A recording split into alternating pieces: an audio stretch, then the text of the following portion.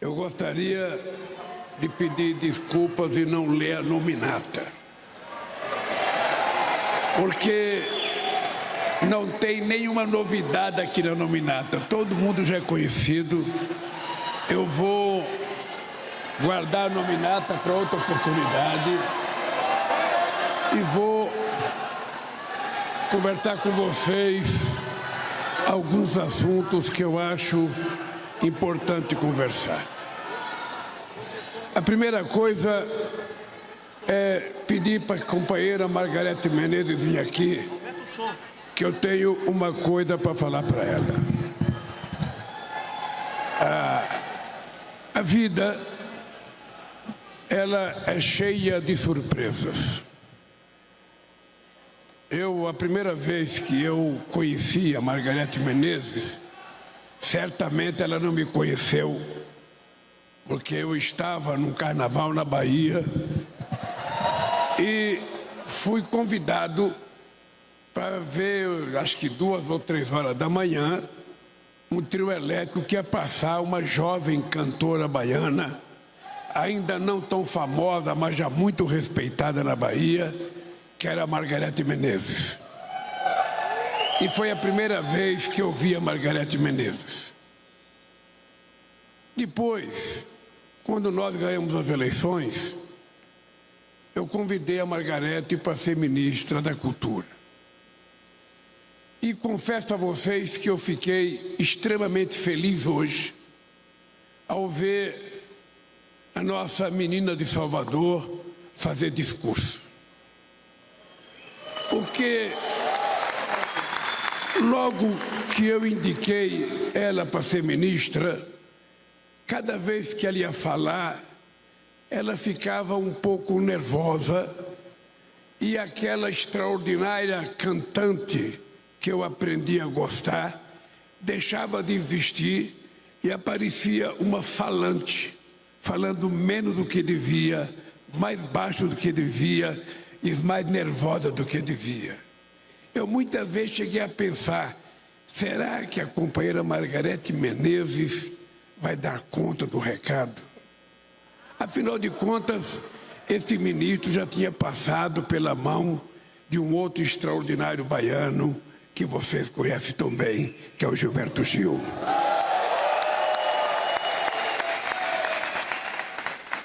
E qual foi a minha surpresa hoje? Por que eu te chamei aqui? Porque eu estou extremamente feliz pelo que você falou hoje aqui, pelo domínio da sua área, pelo domínio da matéria e pela certeza que você passou hoje na frente desses milhares de companheiros e companheiras que o Brasil, graças a Deus, tem uma ministra da Cultura, mulher, baiana. E eu diria que uma artista completa. Daqui para frente, as coisas só tendem a dar mais certo. É importante lembrar que nós estamos hoje completando 10 anos sem conferência. A gente tem que lembrar que nós já tivemos tempos difíceis na nossa vida, tempos, eu diria, que muita gente deixou de acreditar de que era possível retornar a que esse país tivesse atividade cultural muito forte. E é importante lembrar também, para que vocês não esqueçam, esse dia 4 de março de 2024. Somente no primeiro ano do nosso governo, nós colocamos mais na cultura do que tudo que foi colocado nos últimos 10 anos nesse país. E aí nós devemos a Jandira, a Benedita, ao Paulo Rocha, porque teve umas leis aprovadas que foram obra da divindade, a Lei Aldir Blanc e a Lei Paulo Gustavo. E a gente deve ao Senado, deve à Câmara dos Deputados, a aprovação dessa lei, que permite que você seja, talvez na história do Brasil, a ministra que mais está fazendo atividade cultural na história de 500 anos do nosso país.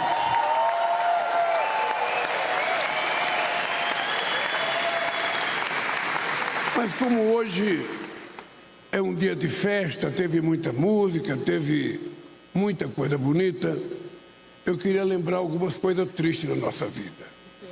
Nós não podemos esquecer, porque o não esquecimento hoje é que pode permitir a gente não deixar acontecer coisas ruins outra vez.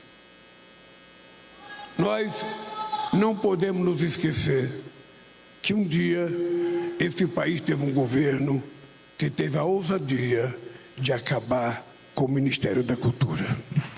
Não era um ministério importante para o Brasil, não era um ministério importante para o povo brasileiro. Ele chegava a dizer e coordenaram de forma muito feroz ataque nas redes sociais contra artistas como a Anitta, Thaís Araújo, Zélia Ducan e Daniela Mercury, apenas para mostrar algumas que foram ofendidas muitas vezes por eles. Eles tinham o secretário da Cultura fazendo vídeo inspirado pelo nazismo. A gente não pode esquecer que tinha um secretário da Cultura chamado Mário Frias, que chamava artistas de criaturas imundas. A gente não pode esquecer a acusação repetida por Bolsonaro e aliados que artistas eram vagabundos, que viviam de receber Lei Rouanet sem nada em troca e que a mamata iria acabar. Eles se esqueceram e nós não podemos esquecer. Tentar censurar shows de música e a criminalização das opiniões políticas dos artistas. A paralisação dos processos de aprovação das leis de incentivo e audiovisual para, de propósito, sabotar o setor, gerando muito desemprego.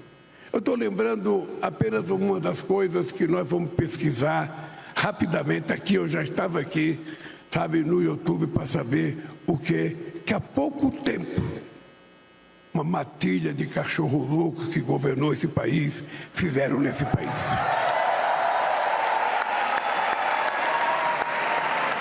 Porque o que foi dito nesse país sobre a questão da cultura não é uma coisa para a gente esquecer. Normalmente as pessoas que nos ofendem, eles adorariam que a gente esquecesse. Ah, que bom se vocês esquecessem. Sabe, não guarda mágoa para o resto da vida.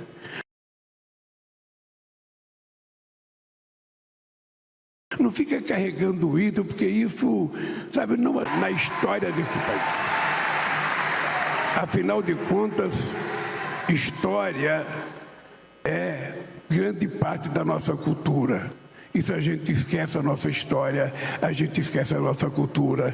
E se a gente esquece a nossa cultura, a gente deixa de ser povo. A gente passa a ser um rebanho. E nós não nascemos para ser rebanho, nós sabemos para ser povo.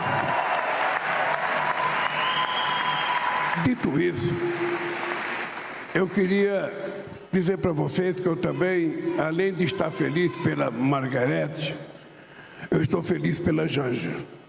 Porque todo mundo que casa fala que é feliz, todo mundo fala que não sei das contas e tal. Mas eu estou feliz, sobretudo, pelo lado crítico da Janja.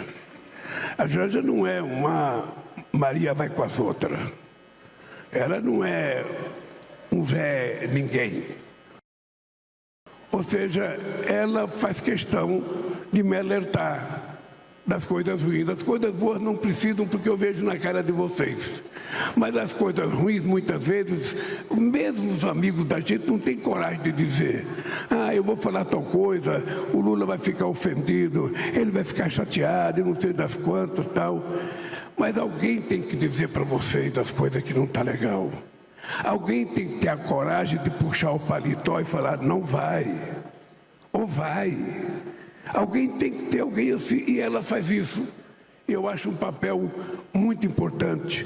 Portanto, eu não tenho nenhum problema de dizer, 4 dias antes do Dia das Mulheres, que bom que a gente tem uma mulher, muitas vezes, à frente da gente, e não do lado ou atrás da gente.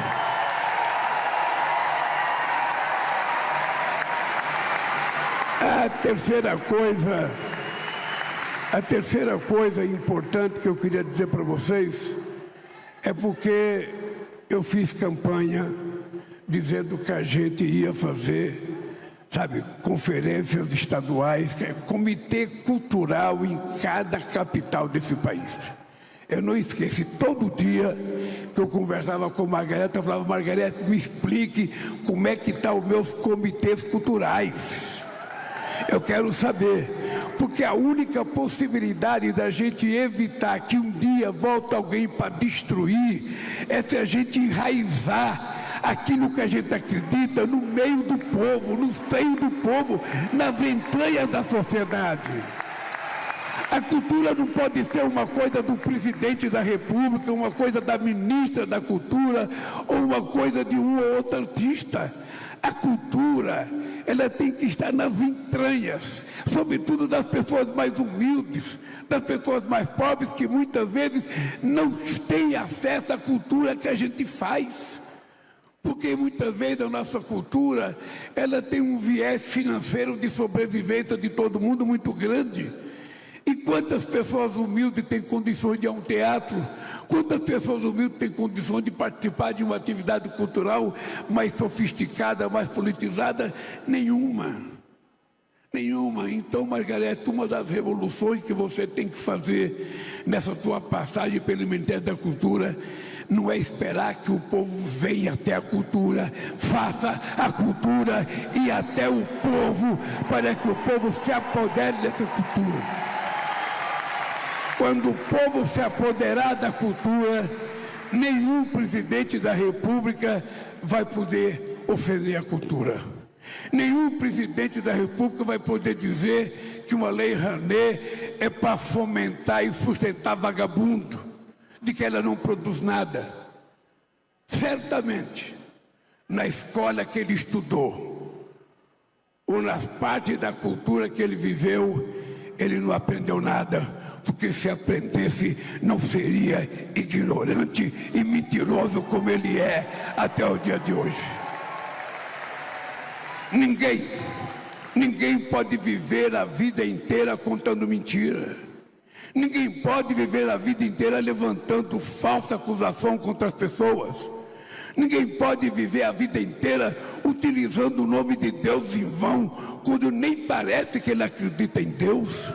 Ninguém pode continuar assistindo à indústria do fake news, mentindo 24 horas por dia. E contra tudo e contra todos. Não sei se vocês repararam que teve um ato no domingo passado. Aquele ato, o que era?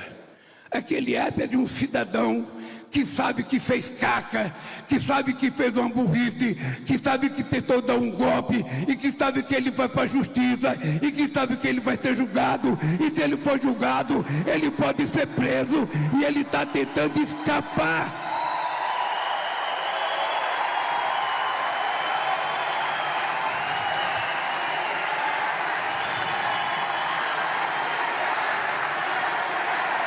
Dá-me água.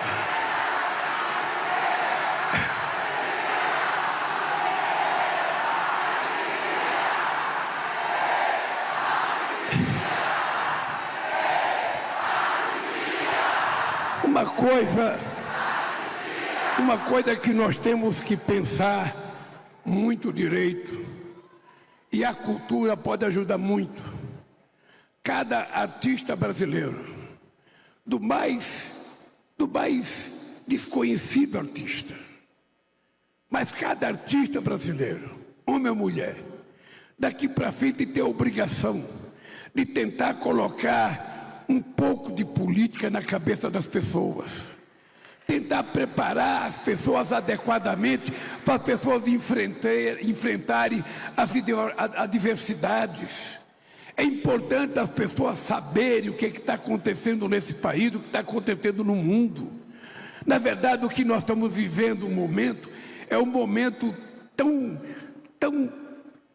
maluco que eu não consigo explicar como é que a gente vê a extrema-direita fascista crescer em muitos países do mundo, crescer negando a democracia, crescer negando as instituições, crescer negando a cultura, crescer negando a educação, crescer negando a ciência e tecnologia, crescer negando a liberdade. Hoje, se vocês tiverem acesso, quando for publicado, eu acho que a gente vai ter acesso pelos informes que a gente vê todo dia, no depoimento das pessoas que estão depoimando, a verdade nua e crua é que esse cidadão preparou um golpe para o país. Quando ele ficou trancado dentro de casa várias semanas, que a gente não sabia se ele estava chorando, o que ele estava fazendo, ele estava preparando um golpe. Ele estava tentando imaginar como é que ele ia fazer para não deixar o presidente eleito tomar posse. E eu acho que ele se borrou de medo e resolveu ir embora para os Estados Unidos para não ver a posse.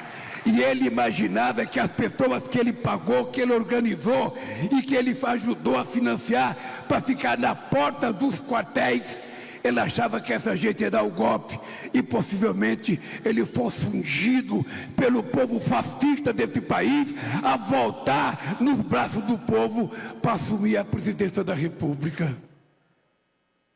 Era isso que estava desenhado. E era isso que não aconteceu. Porque ele ficou com medo da posse. A posse foi uma demonstração de que tinha muita gente do outro lado. Aquela posse foi uma demonstração de que as urnas eletrônicas não mentiram para ele. As urnas eletrônicas disseram que nós ganhamos as eleições e que ele tinha que aprender a respeitar o resultado das eleições. Eles eram tão cínicos que resolveram pedir anulação só das eleições presidenciais do segundo turno, mas não pediram do primeiro, porque no primeiro eles tinham eleito senadores e deputados, eles não podiam negar as pessoas eleitas deles. E se a gente não falar isso todo dia para o povo, eles falam ao contrário. Se a gente todo dia não conversar, e nós temos que saber quantas vezes a gente está para a bronca para dizer deles o que eles dizem da gente. Sabe o que eu acho? É que muitas vezes um cachorro louco, sozinho, faz mais barulho do que uma matilha de muitos e muitos cachorros. Porque muitas vezes a gente fica em silêncio. Muitas vezes a gente acha que a gente não pode se mexer. Não vamos retrucar, não vamos falar, deixa para lá, deixa para lá. E não dá para deixar para lá, porque o que está acontecendo no mundo é uma verdadeira guerra. Guerra e guerra de mentiras, de ódio, de ofensas. Então é uma luta política que a gente vai ter que fazer. Não é o Lula fazer ou fazer em torno de um partido, não. É uma luta em defesa das coisas que vocês acreditam, em defesa da cultura. A cultura tem uma força incomensurável ao fazer cabeça das pessoas. Por isso que eles querem acabar com a cultura. Eles não acabam com outro ministério, mas a cultura acaba, porque cultura tem muita artista metida besta que vai no teatro, que vai no filme, que vai no show e fala. Ontem o Caetano Veloso levantou a bandeira da Palestina. Ontem o Caetano Veloso levantou a bandeira palestina. Vocês estão lembrados há 20 dias atrás como eu apanhei, porque eu falei da Palestina? Vocês estão lembrados? Como eu sou um cara católico e creio em Deus, e eu acho que Deus escreve certo por linhas tortas, ao tempo a gente vai provar que eu estava certo. Eu estava certo. O povo palestino tem o direito de viver, de criar o seu país. Você não pode fazer o que foi feito, anunciar comida e mandar torpedo, mandar bala, mandar morte para aquelas pessoas. Até quando que a gente vai ter medo? Até quando que a gente vai se curvar? Hoje eu já passei por muitas histórias. Eu já fui recusado muitas vezes na minha vida. Eu não podia ter criado um partido político. Eu não podia ter feito as greves de 78. Eu não poderia estar aqui no terceiro mandato. É demais. É demais. Então a tentativa de destruir é sempre uma coisa muito danosa e que nós temos que reagir. Nós temos que reagir em nome da democracia, em nome das instituições, em nome da gente salvaguardar aquilo que é o direito de cada um de nós. E agora, pelo sicário com mais raiva, a gente está criando um programa chamado Pé de Meia para garantir que as crianças pobres frequentem a escola no ensino médio. A gente está garantindo a escola, sabe, de tempo integral. A gente vai voltar e investir em 100 institutos federais nesse país. No caso deles, quanto menos cultura, melhor. No nosso, quanto mais cultura, melhor. Quanto mais educação, melhor. Quanto mais a meninidade estudar, melhor. É esse mundo que está em jogo nesse instante. Eu vou dizer uma coisa para vocês que eu nem deveria dizer. Nem deveria dizer, mas eu vou dizer. Nesse país, alguns setores da sociedade não sabem pedir desculpas. Desculpas é um gesto muito nobre. Só tem coragem de pedir desculpa quem tem grandeza. Quem não tem grandeza, mentiu uma vez e continua mentindo o resto das vezes. Pois a imprensa brasileira vai continuar mentindo sobre a Lava Jato até o fim do milênio. Porque como eles compraram a ideia da Lava Jato do jeito que ela era, não é que não teve erro, pode ter tido erro, mas eles compraram, santificaram algumas pessoas e agora perceberam que as pessoas não eram o santo que eles imaginavam e eles não têm coragem de reconhecer. Não é nem falar mal, é só reconhecer. É só dizer que não era daquele jeito, era só dizer que as coisas eram viciadas. Para quê? Para a gente politizar a sociedade brasileira, para a gente informar corretamente a sociedade brasileira, para que as pessoas fiquem sabendo das coisas. Eu lembro de um dia um jornalista que sempre fez muita crítica a mim, mas é um jornalista importante no Brasil, o Noblar. O Noblar um dia escreveu um artigo dizendo o seguinte: quando é que a imprensa vai pedir desculpas ao Lula? Eu não quero que peçam desculpa a mim, porque a minha desculpa vocês já pediram por mim e me elegeram presidente da República pela vez. O que eu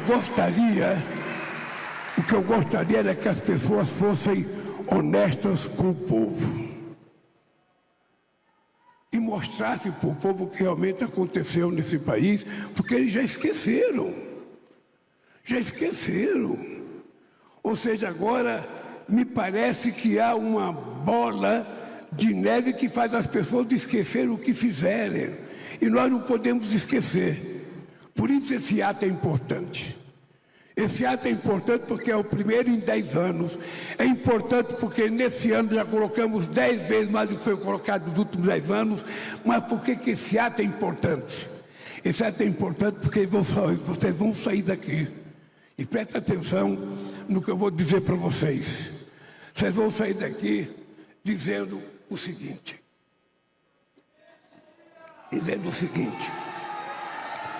Nós, mulheres e homens deste país, nós, brasileiros e brasileiras que gostam de cultura, nós, brasileiros e brasileiras que amamos a cultura, nós, brasileiros e brasileiras que imaginamos criar um mundo mais saudável para os nossos filhos, para os nossos netos, nós vamos sair desse ato da cultura na próxima quarta-feira que termina, dizendo o seguinte: nunca mais esse país entrará na escuridão do fim da cultura, porque nós queremos as luzes acesas, nós queremos ao meio-dia, nós queremos que todo mundo saiba alto e bom som. Nós defendemos a cultura em toda a sua vertente, livre, do jeito que ela tem que ser livre, para que as pessoas possam ver, assistir, pensar, raciocinar e meditar sobre o que conseguiram ver. Esse país é o meu país, é o país da liberdade, é o país do direito de ir e vir, é o país de um povo sem medo, de um povo capaz de levantar a cabeça e dizer: ninguém vai mais acabar com o Ministério da Cultura, ninguém mais vai cortar dinheiro. E eu fico feliz, Tassiana, quando eu fico sabendo que você fica colocando o dinheiro do Banco do Brasil na cultura. A Petrobras colocou 250 milhões na cultura e todos têm que colocar, porque a cultura é uma espécie de líquido que nós bebemos. A cultura é o alimento que nós comemos. Muito mais do que isso, a cultura é a inteligência que falta para a gente fazer o que precisa ser feito nesse país, para que esse país conquiste cidadania plena, para que as pessoas possam conquistar o direito de comer, de trabalhar, de estudar, de ter acesso ao lazer e, sobretudo, o direito da gente fazer o que a gente quiser, de mulher fazer o que quiser, de homem fazer o que quiser, desde que a gente respeite os direitos dos outros. A gente precisa ter liberdade de manifestação. Por isso, meus queridos e queridas companheiras, obrigado pela insistência de vocês. Se não fosse vocês acreditarem no que eu acredito, se não fosse vocês pegar uma mulher dessa e transformar numa extraordinária mulher, o meu companheiro Gilberto Gil, que me perdoe, você foi extraordinário, mas pode ficar sabendo que essa mulher vai ser imbatível na cultura deste país, porque é a vez da mulher, é a vez da mulher negra, é a vez do povo, sabe, que nunca teve vez e nem voz de dirigir a cultura desse país. Um abraço, boa conferência e que Deus nos abençoe. E até outro dia, se Deus quiser.